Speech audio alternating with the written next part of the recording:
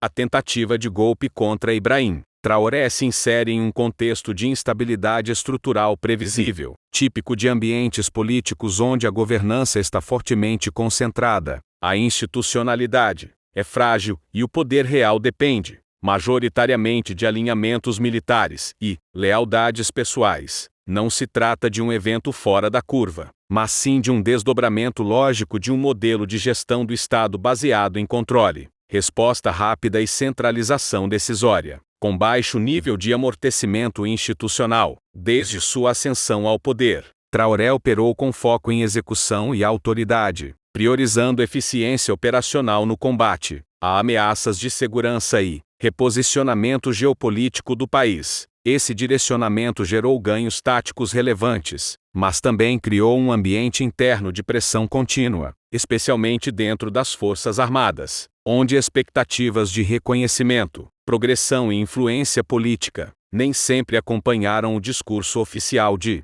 unidade e propósito nacional. Ao longo de 2025 e início de 2026, começaram a surgir sinais claros de desalinhamento interno. Oficiais de média patente passaram a demonstrar insatisfação com a concentração de poder no núcleo presidencial, com a distribuição de recursos e com a ausência de canais formais de participação estratégica. Em termos corporativos, o sistema apresentava um gap de governança. Decisões críticas eram tomadas de forma top-down, com baixa transparência e pouca previsibilidade, o que enfraquece o engajamento dos níveis intermediários da organização. Esse tipo de ambiente tende a gerar o que se pode chamar de risco de ruptura silenciosa. A operação do Estado segue funcionando, os indicadores básicos se mantêm estáveis, mas internamente se acumulam tensões que, em determinado momento, encontram um gatilho. No caso de Burkina Faso, esse gatilho foi a percepção, por parte de um grupo restrito,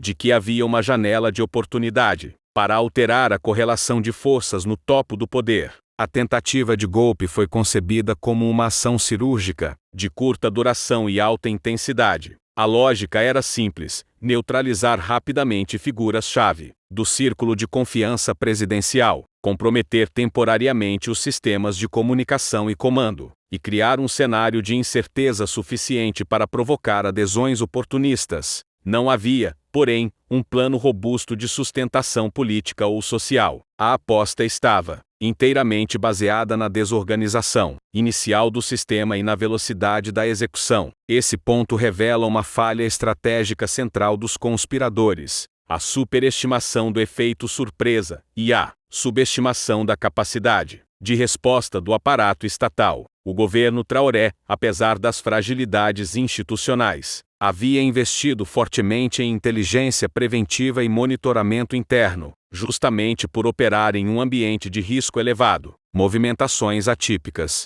conversas paralelas e sinais de articulação não passaram despercebidos. Quando a tentativa foi colocada em marcha, o governo já dispunha de informações suficientes para reagir. Unidades leais foram acionadas rapidamente, pontos sensíveis foram protegidos e os principais articuladores foram neutralizados antes que o plano alcançasse massa crítica. Em termos operacionais, a tentativa falhou porque não conseguiu escalar, não conquistou apoio suficiente e foi contida antes de gerar um vácuo real de poder. Encerrada a fase aguda da crise, o foco do governo migrou imediatamente para a gestão de danos e controle narrativo. Prisões seletivas foram realizadas, medidas de segurança foram reforçadas e a comunicação oficial buscou transmitir 3 mensagens-chave. O governo mantém controle total da situação, a tentativa foi isolada e a estabilidade institucional está preservada. Esse movimento é clássico em gestão de crise e visa reduzir incertezas, evitar efeito dominó e preservar a confiança dos principais stakeholders internos e externos. Do ponto de vista estratégico, a resposta do governo foi eficiente no curto prazo. A tentativa de golpe não produziu mudança de liderança, não gerou adesão popular, nem provocou colapso institucional. Contudo, o episódio expôs, de forma inequívoca, vulnerabilidades estruturais do modelo de governança vigente: a dependência excessiva de lealdades pessoais, a centralização extrema e a ausência de mecanismos formais de integração interna, continuam sendo pontos de atenção relevantes.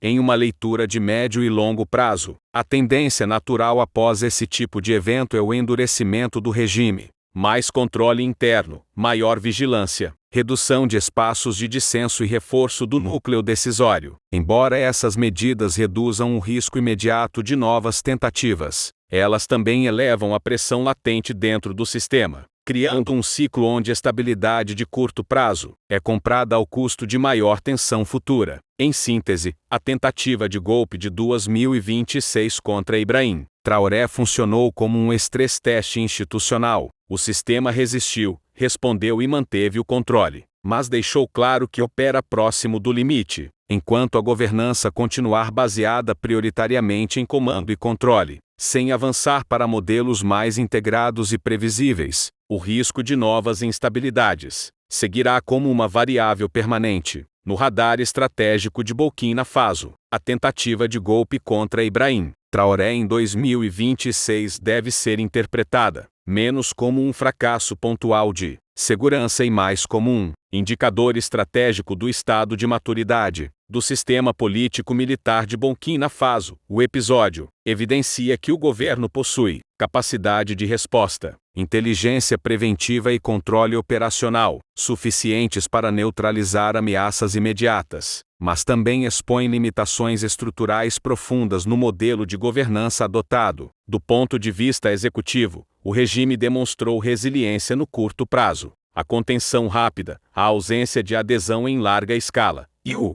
controle da narrativa pública impediram qualquer efeito dominó institucional. Isso reforça a percepção de que Traoré mantém domínio efetivo sobre os principais centros de poder e dispõe de capital político-militar para sustentar sua liderança no horizonte imediato. Em termos de continuidade operacional, o Estado não entrou em colapso. Os serviços essenciais foram preservados e a cadeia de comando permaneceu funcional. Entretanto, sob uma lente mais analítica, o episódio deixa claro que essa estabilidade é reativa e defensiva, não necessariamente sustentável. A tentativa de golpe surge como consequência direta de um ambiente onde decisões estratégicas são altamente concentradas, canais formais de participação são limitados, e o engajamento dos níveis intermediários depende mais de lealdade do que de previsibilidade institucional. Esse tipo de arquitetura reduz riscos no curto prazo, mas aumenta a probabilidade de tensões recorrentes no médio prazo. Outro ponto crítico é que a neutralização da tentativa não elimina as causas que a tornaram possível: insatisfação interna, disputas por influência, expectativas frustradas e sensação de exclusão permanecem como variáveis ativas.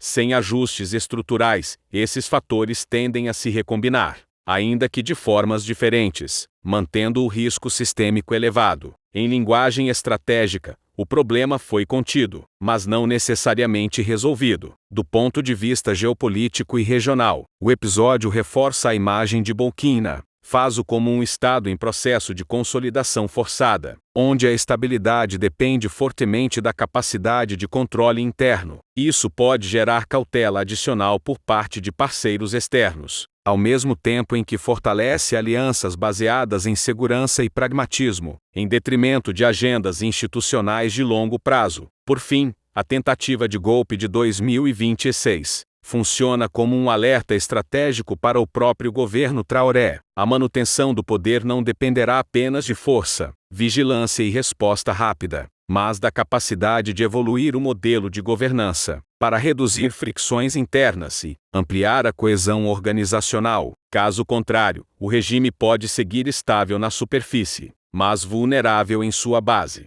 Em síntese, o governo venceu a crise, preservou o controle e reafirmou a autoridade. Porém, o episódio deixou uma mensagem clara: estabilidade conquistada apenas pela força tende a ser temporária, enquanto estabilidade sustentada por alinhamento institucional tem maior potencial de permanência. O futuro político de Burkina Faso dependerá de qual dessas duas lógicas prevalecerá.